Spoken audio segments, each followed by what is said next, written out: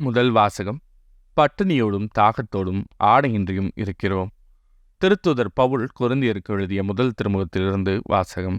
அதிகாரம் 4, இறைவசனங்கள் 6 முதல் 15 முடிய. சகோதரர் சகோதரிகளே, உங்கள் பொருட்டு என்னையும் அப்பல்லோவையும் எடுத்துக்காட்டாக கொண்டு இவற்றை கூறினேன். ஏனெனில் எழுதியுள்ளதற்கு மேல் போகாதே என்பதன் பொருளை எங்களை பார்த்து கற்றுக்கொள்ளுங்கள். ஒருவரை ஆதரித்தும் மற்றொருவரை எதிர்த்தும் செயல்படாதீர்கள். இருமாப்பு கொள்ளாதீர்கள். நீங்கள் மற்றவர்களை விட உயர்ந்தவர்கள் என்று சொன்னவர் யார்? உங்களிடம் உள்ள அனைத்தும் நீங்கள் பெற்றுக்கொண்டவைதானே. பெற்றுக்கொண்டும் பெற்றுக்கொள்ளாதது போல் பெருமை பாராட்டுவது ஏன்? தேவையானவற்றையெல்லாம் ஏற்கனவே பெற்றுவிட்டீர்களோ? ஏற்கனவே செல்வராகிவிட்டீர்களோ? எங்களை விட்டுவிட்டு நீங்கள் மட்டும் ஆட்சி செலுத்துகிறீர்களோ? நீங்கள் ஆட்சி செலுத்த முடியுமென்றால் நல்லதுதான். அப்படியானால் நாங்களும் உங்களோடு சேர்ந்து ஆட்சி செலுத்தலாமே. கடவுளின் திருத்தூதராகிய எங்களை அவர் எல்லாருக்கும் கடையராக்கினார். நாங்கள் மரண தண்டனை பெற்றவர்கள் போல் ஆனோம். மனிதருக்கும் வானதூதருக்கும் உலகுக்கும் காட்சி பொருளானோம் என கருதுகிறேன். நாங்கள் கிறிஸ்துவின் பொருட்டு மடையர்கள், நீங்களோ கிறிஸ்துவோடு இணைந்த அறிவாளிகள். நாங்கள் வலுவற்றவர்கள், நீங்களோ வலிமை மிக்கவர்கள். நீங்கள் மாண்புள்ளவர்கள், நாங்களோ மதிப்பற்றவர்கள். இந்நேரம் வரை பட்டினியோடும் தாகத்தோடும் ஆடையின்றியும் இருக்கிறோம். அடிக்கப்படுகிறோம், நாடோடிகளாயிருக்கிறோம். எங்கள் கைகளால் பாடுபட்டு உழைக்கிறோம். பழிக்கப்படும் போது ஆசி கூறுகிறோம். துன்புறுத்தப்படும் போது பொறுத்து கொள்கிறோம். அவமதிக்கப்படும் போதும் கனிவாக பேசுகிறோம். நாங்கள் உலகத்தின் குப்பை போல் ஆனோம். இதுவரை அனைத்திலும் கழிவுப் பொருட்கள் என கருதப்பட்டு வருகிறோம். உங்களை வெட்கமடையச் செய்ய நான் இவற்றை எழுதவில்லை. நீங்கள் என் அன்பார்ந்த பிள்ளைகள் என எண்ணி உங்களுக்கு அறிவு புகட்டவே இவற்றை எழுதுகிறேன்.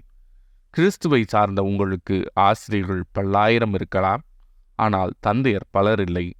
நற்செய்தி வழியாக நான் உங்களை கிறிஸ்தவர்களாக ஈன்றெடுத்தேன். இது ஆண்டவரின் அருள்வாக்கு. இறைவா, உமக்கு நன்றி. பதிலுரை பாடல். மன்றாடும் யாவருக்கும் ஆண்டவர் அண்மையில் இருக்கிறார்.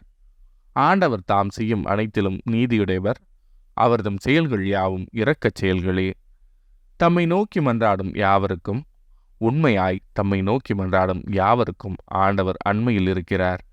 மன்றாடும் யாவருக்கும் ஆண்டவர் அண்மையில் இருக்கிறார். அவர் தமக்கு அஞ்சி நடப்போரின் விருப்பத்தை நிறைவேற்றுவார். அவர்களது மன்றாட்டுக்கு செவி சாய்த்து அவர்களை காப்பாற்றுவார். ஆண்டவர் தம்மிடம் பற்றுக்கொள்ளும் அனைவரையும் பாதுகாக்கின்றார். பொல்லார் அனைவரையும் அழிப்பார். மன்றாடும் யாவருக்கும் ஆண்டவர் அண்மையில் இருக்கிறார். என் வாய் ஆண்டவரின் புகழை அறிவிப்பதாக. உடல் கொண்ட அனைத்தும் அவரது திருப்பெயரை என்றும் எப்பொழுதும் போற்றுவதாக. மன்றாடும் யாவருக்கும் ஆண்டவர் அண்மையில் இருக்கிறார். நற்செய்தி வாசகம். ஓய்வு நாளில் செய்யக்கூடாததை நீங்கள் செய்வதேன்? லூக்கா எழுதிய தூய நற்செய்தியிலிருந்து வாசகம். அதிகாரம் 6, இறைவசனங்கள் 1 முதல் 5 முடிய. ஓர் ஓய்வு நாளில் இயேசு வயல்வெளியே செல்ல நேர்ந்தது. அவருடைய சீடர் கதிர்களை கொய்து கைகளினால் கசக்கி தின்றனர். பரிசேயருள் சிலர், ஓய்வு நாளில் செய்யக்கூடாததை நீங்கள் செய்வதேன் என்று கேட்டனர். அதற்கு இயேசு மறுமொழியாக, தாமும் தம்முடன் இருந்தவர்களும் பசியாயிருந்தபோது தாவீது செய்ததை குறித்து நீங்கள் வாசித்தது இல்லையா? அவர் இறை இல்லத்திற்குள் சென்று குருக்கள் மட்டுமே அன்றி வேறு எவரும் உண்ணக்கூடாத அர்ப்பண அப்பங்களை எடுத்து தாம் உண்டதுமன்றி தம்மோடு இருந்தவர்களுக்கும் கொடுத்தார் அல்லவா என்று கூறினார். மேலும் அவர்களிடம், ஓய்வு நாளும் மானிட மகனுக்கு கட்டுப்பட்டதே என்றார். இது ஆண்டவரின் அருள்வாக்கு.